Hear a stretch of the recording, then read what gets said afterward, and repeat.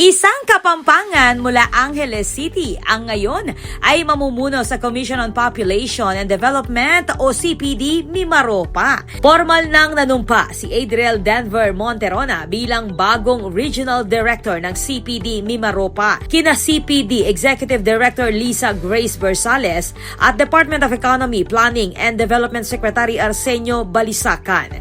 Bago ang kanyang promotion, nagsilbi si Monterona bilang Assistant Regional Director ng Cpd Region 3 at humawak ng iba't ibang technical positions sa ahensya mula pa noong 2014. Kabilang sa kanyang mga pagkilala ang Most Outstanding Communications for Communicators o C4C Project Award, kung saan nanguna ang kanyang proyekto laban sa mahigit na 60 health communication projects nationwide.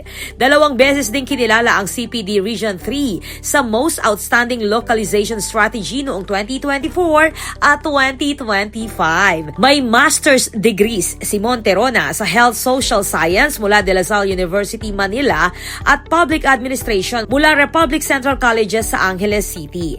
Nagtapos siya ng Communication Arts sa Holy Angel University at kasalukuyang kumukuha ng doctorate degree sa Pampanga State University. Nakatuon ang kanyang research interest sa adolescent reproductive health, family planning at population studies. Nakapagpresenta na rin siya ng mga pag-aaral sa international academic conferences at nakapaglathala ng research articles sa Pilipinas at Indonesia.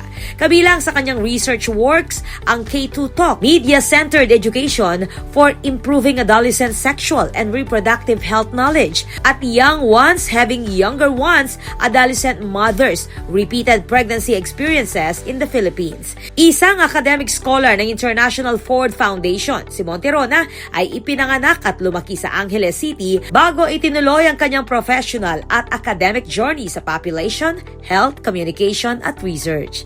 This is Patricia Mamangon on the spot.